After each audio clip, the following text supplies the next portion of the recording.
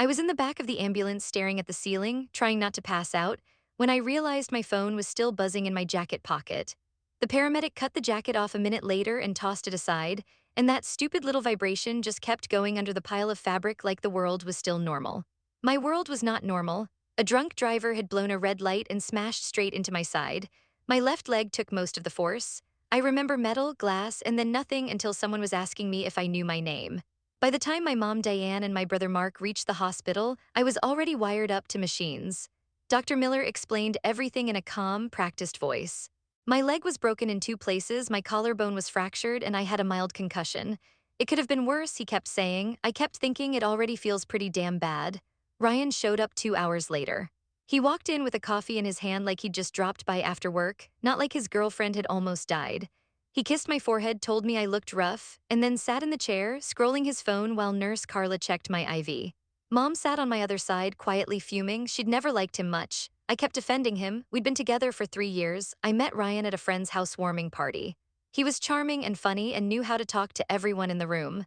I was the shy girl sitting by the snack table, and somehow he made me feel like the only person there. He worked in creative marketing, which basically meant he bounced between agencies and freelance gigs and always had some big opportunity on the horizon. I had a boring, steady job in accounting, with health insurance and an emergency fund. It became a joke between us that he was the dreamer and I was the planner. I covered rent a few times when an invoice was delayed. I paid for more dinners than I want to admit. I told myself it was just a phase while he built his career. The first night in the hospital, I couldn't sleep. Between the pain, the beeping machines, and the constant nurse checks, my brain wouldn't shut off. Ryan stayed for about an hour, said hospitals made him anxious, kissed my cheek, and promised to come back first thing in the morning. He left his half-finished coffee on the windowsill, the lid smeared with his chapstick. My best friend Megan came after her shift and stayed until visiting hours were over. She held my hand when the pain spikes hit and made stupid jokes until I laughed so hard my ribs hurt. Before she left, she tucked my phone into my good hand. "You've got like 20 missed notifications," she said. "Want me to turn this off?" I shook my head. "Leave it just in case." My just in case was Ryan. Just in case he texted to say he was downstairs, coming back, thinking about me. I fell asleep with the phone locked in my palm, the hospital light buzzing faintly overhead. When I woke up, the coffee on the windowsill was cold. Ryan hadn't come back, there were no new messages from him. What there was, though, was a new notification I didn't recognize at first. Ryan had posted on social, and my stomach dropped as soon as I saw the thumbnail of his face, grinning, with blue water in the background. The caption hit harder than any of the painkillers wearing off. "First day of freedom, finally learning to live again." He'd tagged the location. It wasn't our city, it wasn't even our country. It was a beach resort I'd shown him once on my phone, saying, "Maybe someday when we both have some savings." In the photo, Ryan had his arm wrapped around a girl in a red bikini. She was kissing his cheek while he held the camera out with his other hand. Her name was Jenna. I knew that because he'd tagged her too. We'd gone to school together years back. She was the kind of girl who always got away with everything because she was effortlessly pretty and acted like rules didn't apply to her. I stared at the screen until my eyes blurred. My leg throbbed beneath the cast. My throat felt tight. I scrolled down, another photo, Ryan and Jenna clinking tropical drinks. Another one, their feet in the sand, his caption, "No more drama, no more stress, just us." No more drama. Megan came in right as I got to the last photo. She took one look at me and went pale. "What happened, Claire? What's wrong? Is it the pain?" I handed her the phone with shaking fingers. She stared at the screen, then slowly sank into the chair. "You have got to be kidding me," she whispered. He went on vacation?" "Well, I'm here," I said. My voice sounded weird in my own ears, flat and far away. "He told me he needed to go home and sleep and process what happened. He said hospitals make him spiral." Megan swore under her breath, a long, low string of words that would have made my grandma faint. She scrolled through the pictures, her jaw clenching harder with each one.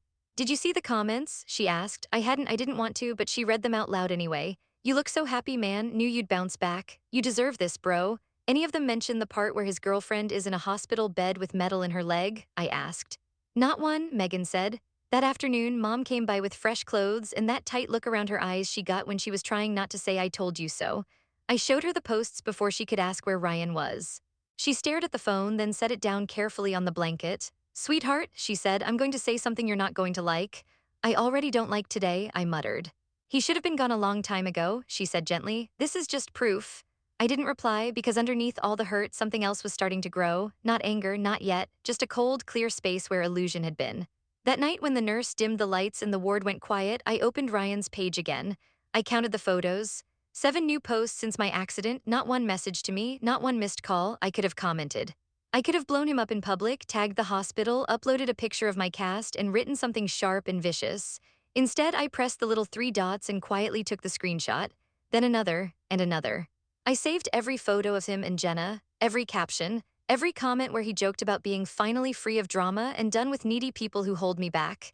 Then I opened our joint banking app. The one he claimed he'd deleted because it kept signing him out. It loaded right up. The cold, clear space in my chest grew a little wider. I didn't sleep much after that. Pain wasn't the only reason. My brain was suddenly busy in a way it hadn't been since before Ryan. It was like someone had taken me apart and put me back together without the part that made excuses for him. The next morning, Mark dropped by with a bag of snacks and his old gaming console, saying, "Figured you might get bored staring at the ceiling." He noticed the mood immediately. "You look like you're planning to rob a bank," he said, sitting on the edge of the bed. "Not a bank," I said, "just Ryan." I showed him the vacation posts and the bank account. Ryan had transferred money from our joint account to his personal one 3 times in the last week. 2 days before my accident, the day of my surgery, the night he flew out. "I thought that account was for rent and utilities," Mark said. "It was," I replied. "Guess he decided it was a travel fund." We went through the statements together. Every time Ryan told me he covered something in cash, I saw a matching ATM withdrawal from the joint account. Every invoice that hadn't cleared yet was just missing. "You do remember the lease is just in your name, right?" Mark asked. I did. When the landlord, Mr. Cooper, had asked for credit checks, Ryan's came back messy. We decided it was simpler to put it in my name. I'd been paying more of the rent lately anyway. At the time, I'd called it being a team. Lying there in that hospital bed, it suddenly felt more like starring in a one-woman show he occasionally guest appeared in. By the time Dr. Miller came in to check my chart, I had a rough plan forming. I was going to focus on healing for the next few days. I was going to let Ryan enjoy his little holiday. And then I was going to make sure that when he came home, he found nothing exactly where he'd left it. Megan called her cousin, who worked in HR and knew a thing or two about money and tenants' rights. She came by one afternoon with coffee and a notebook. "First thing," she said, "change every password he might know, email, banking, socials, do it now if you can." I did. Slowly, clumsily, with one hand and a woozy head, I changed everything. Megan sat beside me making a list. "Second thing," her cousin continued, "talk to your landlord as soon as you're discharged. Explain the situation. If his name isn't on the lease and he hasn't been paying, your obligation is to the landlord, not to him. Third, keep every screenshot. Don't delete anything, even if you want to burn your phone." So I did that too. I saved the photos, I saved the bank statements.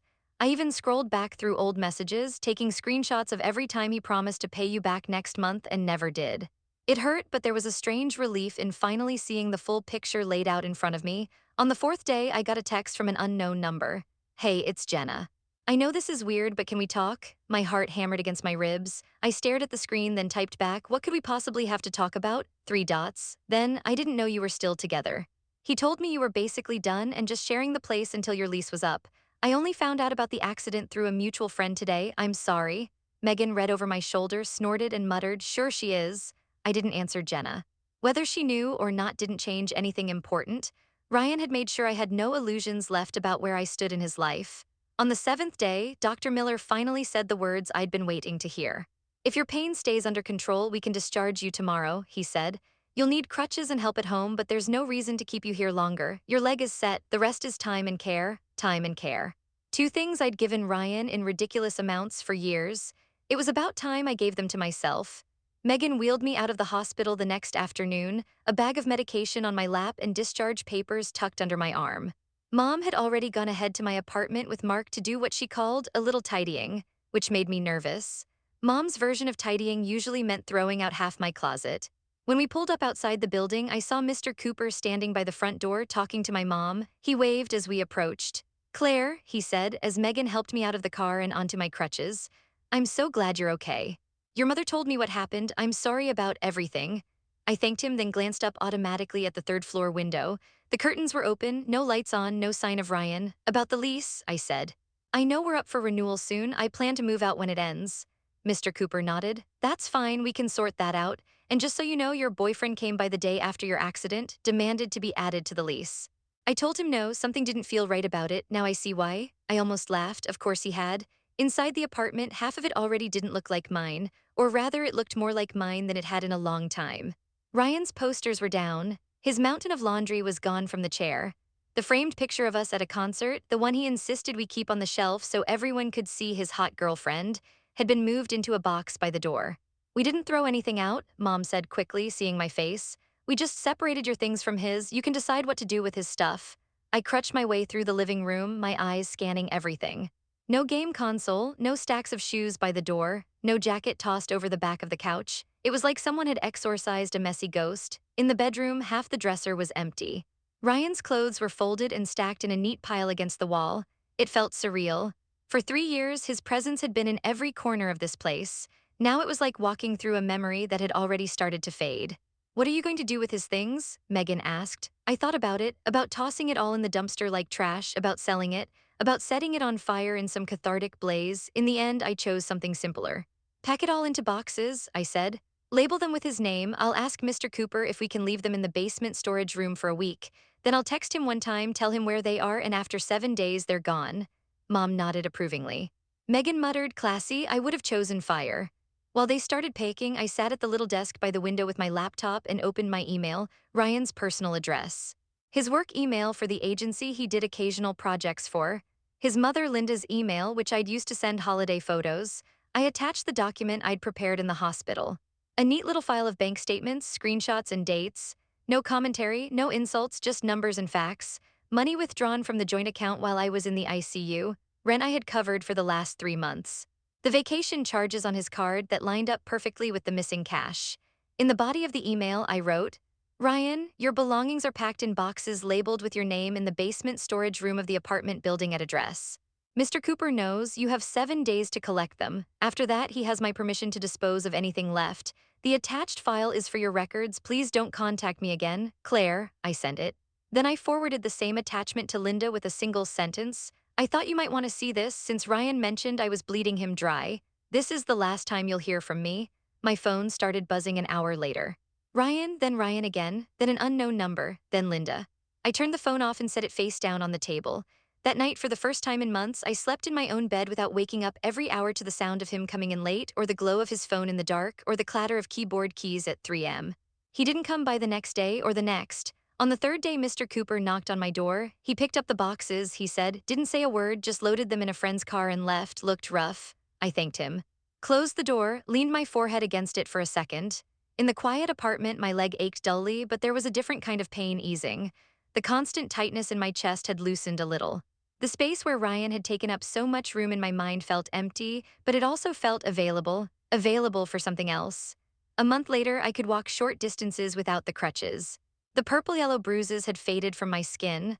The scar along my leg was still angry and new, but it was healing. I moved out at the end of the lease, just like I told Mr. Cooper I would. Megan and Mark helped me load my boxes into a small moving truck. My new apartment was across town, closer to my mom and to work, with a tiny balcony that caught the afternoon sun. We sat on the floor that first night eating pizza from the box, surrounded by half-unpacked things. Megan raised her soda can in a mock toast. To Claire, she said, who survived a car accident and a walking disaster at the same time. I laughed, and my ribs didn't hurt this time. To starting over, I said. I hadn't heard from Ryan in weeks. After the flood of missed calls and messages that first day, he seemed to have realized I wasn't going to respond. The only update came through a friend of a friend, who casually mentioned that Ryan's dream campaign offer had been pulled after some stuff came out about his reliability. I didn't feel guilty. He'd been posting videos from that beach while I was learning to use a walker in physical therapy. Consequences were overdue. Linda sent one more email a few weeks after I moved. It was short. Claire, I'm sorry.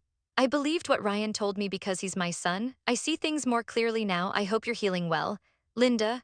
I didn't reply, but I didn't hate her anymore either. We'd both been living inside Ryan's stories. We'd both chosen, in different ways, to step out. With the money I wasn't spending on supporting 2 people, I started a small savings jar on the kitchen counter labeled for future me. The first thing I put in it was a crumpled $20 bill from my wallet. The second was a folded note from my therapist with 3 sentences circled. You are not hard to love. You are not responsible for fixing broken people. You are allowed to walk away. Going to therapy had been Megan's idea. You went through a trauma, she said. 2, actually, a car accident and a breakup from hell. Your brain deserves some help sorting that out. She was right. In those sessions, I unpacked more than just the last 3 years with Ryan. I talked about why I'd been so eager to play caretaker, why I thought love meant sacrificing without limits, why red flags had looked like challenges instead of warnings. My therapist didn't judge. She just asked questions that stayed with me long after I left her office. One rainy afternoon, months later, Megan burst into my place without knocking, soaked through and waving her phone. "You need to see this," she said. It was a video. Someone at a bar had recorded Ryan drunkenly ranting about how women ruin men's lives and how his crazy ex had thrown away all his stuff and destroyed his career over a misunderstanding. The comments were not on his side. "Isn't this the guy who took a vacation while his girlfriend was in the hospital? Bro, you did this to yourself. Imagine posting pics with your new girl while your old one is literally broken and then acting like the victim." I watched for a minute, then handed the phone back to Megan. "I don't need to see the rest," I said. "Don't you feel a little satisfied?" she asked. "Maybe a little," I admitted, "but mostly I just feel done." That night, I sat on my balcony with a blanket around my shoulders, listening to the rain slow to a drizzle. Cars hissed past on the wet street below.